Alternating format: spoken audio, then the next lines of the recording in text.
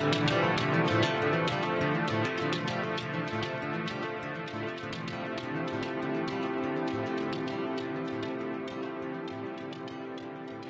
and welcome to the 15-minute book club with me, your host David Wares, ably assisted as always by Junior Underlibrarian Wilson. Good evening, David. Good evening, and brought to the world through the miracle of steam technology by Keeper of the Pigeon Crees El Gavster. After last week's meandering preamble, I thought we'd get down to the topic of this week's show straight away.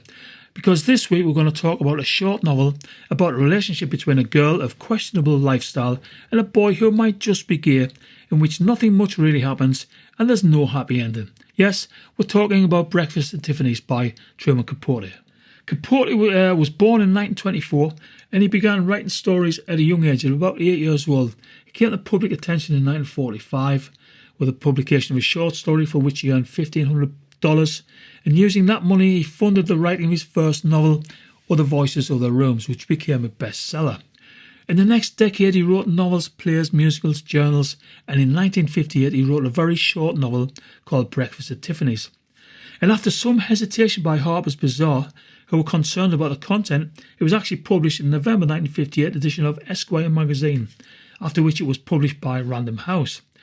The novel marked a turning point in Capote's career as a writer. I would say it marked a high point, after which he didn't do anything quite as good, but it also launched the character of Holly Golightly upon the world. The novel itself is only about 91 pages long, and it's probably best classed as a novella.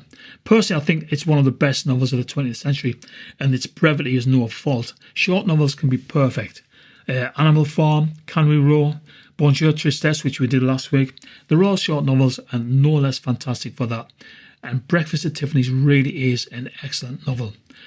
Norman Mailer said of Capote in this novel, he was the most perfect writer of my generation, which is no small praise from the pugnacious Take No Prisoners Mailer. The story itself revolves around the memories of an unnamed narrator about the time he spent in a Manhattan apartment with his neighbour Holly Golightly, a socialite with no visible means of support, but a number of wealthy suitors who fund her lifestyle and one of whom she hopes to marry. The novel begins with a note of wistfulness, of looking back, and I'll just read this little quote. I am always drawn back to places where I have lived, the houses and their neighbourhoods. For instance, there is a brownstone in the East 70s where during the early years of the war I had my first New York apartment. It was a one-room, crowded with attic furniture, a sofa and fat chairs upholstered in that itchy, particular red velvet that one associates with hot days on a train. The walls were stucco and a colour rather like tobacco spit. Everywhere, in the bathroom too, there were prints of Roman ruins freckled brown with age. The single window looked out on a fire escape. Even so, my spirits heightened whenever I felt in my pocket the key to this apartment. With all its gloom, it was still a place of my own, the first, and my books were there, and jars of pencils to sharpen. Everything I needed, so I felt, to become the writer I wanted to be. It never occurred to me in those days to write about Holly Golightly, and probably it would not now, except for a conversation I had with Joe Bell that set the whole memory of her in motion again.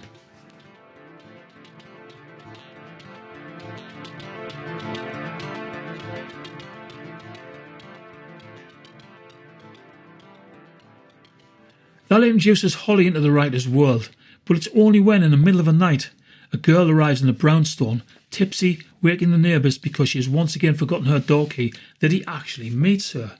And again, I'll read a little quote from this.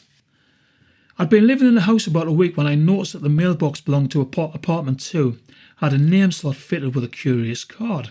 Printed rather Cartier formal, it read, Miss Holiday Golightly, and underneath, in the corner, Travelling. It nagged me like a tune. Miss Holiday Golightly travelling. One night, it was long past 12, I woke up with the sound of Mr. Yuniyoshi calling down the stairs. Since he lived on the top floor, his voice fell through the whole house, exasperated and stern. Miss Golightly, I must protest.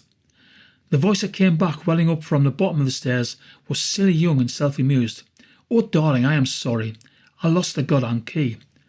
You cannot go on ringing my bell. You must please have yourself a key made. But I lose them all. I work, I have to sleep, Mr. Yuniyoshi shouted. But always you are ringing my bell. "Oh, don't be angry, you dear little man. I won't do it again. And if you promise not to be angry," her voice was coming nearer as she was climbing the stairs, "I might let you take those pictures we mentioned." By now I'd left my bed and opened the door an inch. I could hear Mr. Yuniyoshi's silence, hear because it was accompanied by an audible change of breath. "When?" he said. The girl laughed. "Sometime," she answered, slurring the word. "Any time," he said, and closed his door. I went out into the hall and leaned over the banister, just enough to see without being seen. She was still on the stairs now she had reached the landing, and the ragbag colours of her boy's hair, tawny streaks, strands of albino blonde and yellow caught the light. It was a warm evening, nearly summer, and she wore a slim, cool black dress, black sandals and a pearl choker.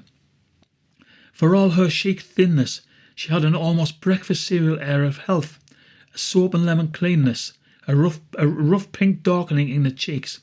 Her mouth was large, her nose upturned. A pair of dark glasses blotted out her eyes. It was the face beyond childhood, yet this side of belonging to a woman. I thought her anywhere between 16 and 30. As it turned out, she was 2 months shy of her 19th birthday.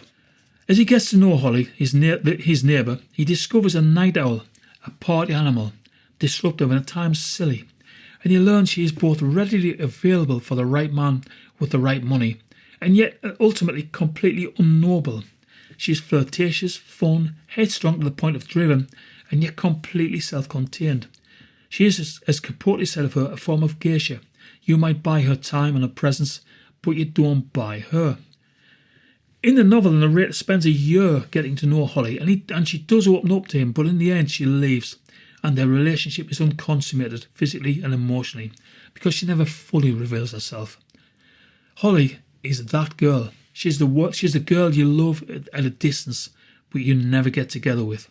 Holly is a schoolboy crush, the girl who, when you're 18, is just too cool to approach, and when you're 30, you're sort of glad you didn't.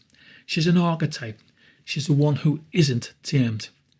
Her relationship with the men who pay for her lifestyle is precarious, sometimes dangerous, and often a little sad. There's a hollowness to her existence that the narrator and the reader want to fill.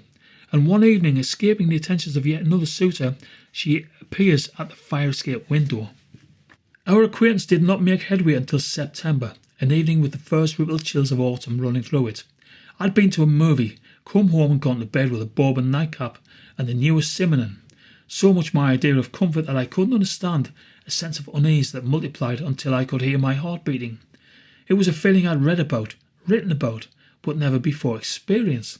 That feeling of being watched, as someone in the room. Then, an abrupt rapping at the window, a glimpse of ghostly grey. I spilled the bourbon. It was still a little while before I could bring myself to open the window and ask Miss Golightly what she wanted. "I've got the most terrifying man downstairs," she said, stepping off the fire escape into the room. "I mean, he's sweet when he isn't drunk, but let him start lapping up the vino and, oh God, quel beast. If there's one thing I loathe, it's men who bite." She loosened the grey flannel robe off her shoulder to show me evidence of what happens if a man bites. The robe was all she was wearing. "I'm sorry if I frightened you, but when the beast got so tiresome, I just went out the window. I think he thinks I'm in the bathroom. Not that I give a damn what he thinks. The hell with him. He'll get tired, he'll go to sleep. My God, he should. 8 martinis before dinner, and enough wine to wash an elephant. Listen, you can throw me out if you want to. I've got a gall, barging in on you like this, but that fire escape was damned icy, and you look so cosy, like my brother Fred. We used to sleep 4 in a bed, and he was the only one who ever let me hug him on a cold night. By the way, do you mind if I call you Fred?" She'd come completely into the room now, and she paused there staring at me. I'd never seen her before not wearing dark glasses, and it was obvious now that they were prescription lenses, for without them her eyes had an assessing squint, like a jeweller's. They were large eyes, a little blue, a little green, dotted with bits of brown, vari-coloured like her hair, and like her hair they gave out a lively warm light. "I suppose you think I'm very brazen, or très fou, or something." "Not at all." She seemed disappointed. "Yes, you do. Everybody does. I don't mind. It's useful."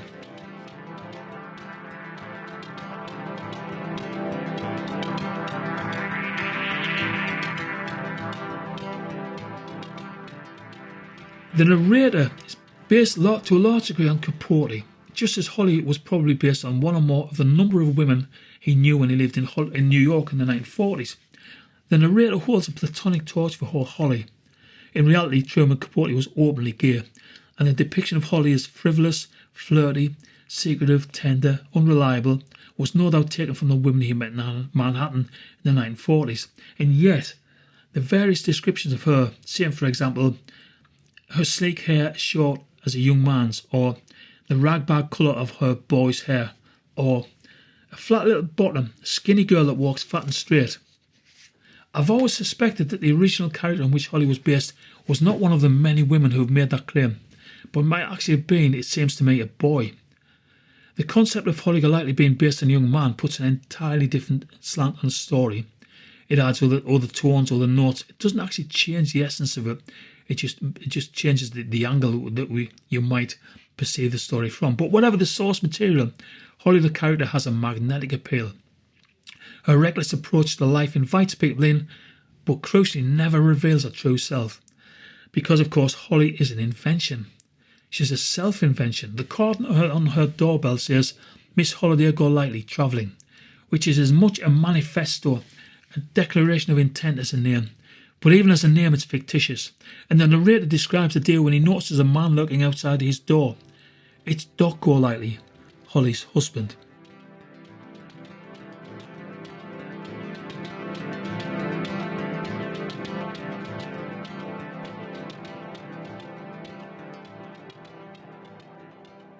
It turns out that Holly Golightly is in fact poor farm girl Lola Mae Barnes, married at the age of 14 to Doc, and who was left behind the drudgery and the responsibility and reinvented herself as a glossy social butterfly for whom every night is a party and life is lived indeed as a holiday.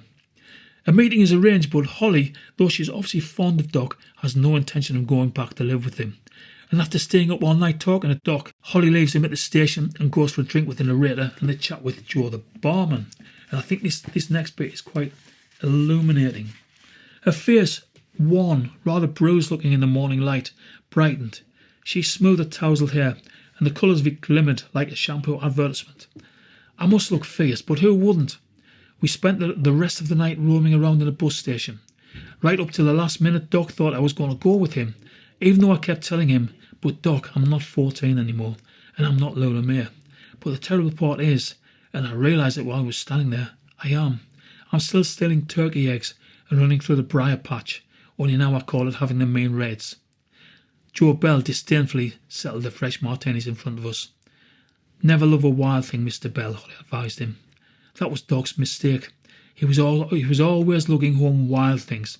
A hawk with a hurt wing. One time it was a full-grown bobcat with a broken leg. But you can't give your heart to a wild thing. The more you do, the stronger they get, until they're strong enough to run into the woods or fly into a tree, then a taller tree, then the sky. That's how you'll end up, Mr. Bell. If you let yourself love a wild thing, you'll end up looking at the sky. She's drunk, Joe Bell informed me.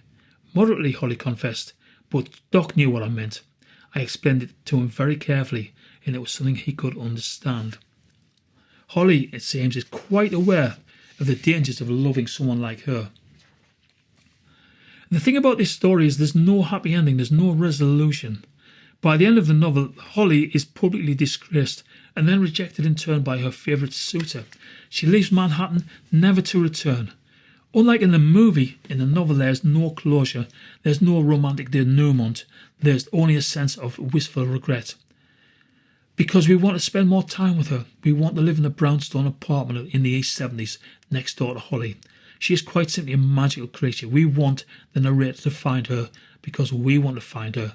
But he never does, and we never do. She is always, forever, unknowable. And that sense of longing, unknowable Holly, are what make the novel great. Breakfast at Tiffany's is about a moment in time, a young man and a kooky neighbour. She's the one that got away. She's the one that was always going to get away. But we can't dream. And on that bombshell, this is David Wares on the 15-Minute Book Club. We'll see you next time for something completely different. Good night.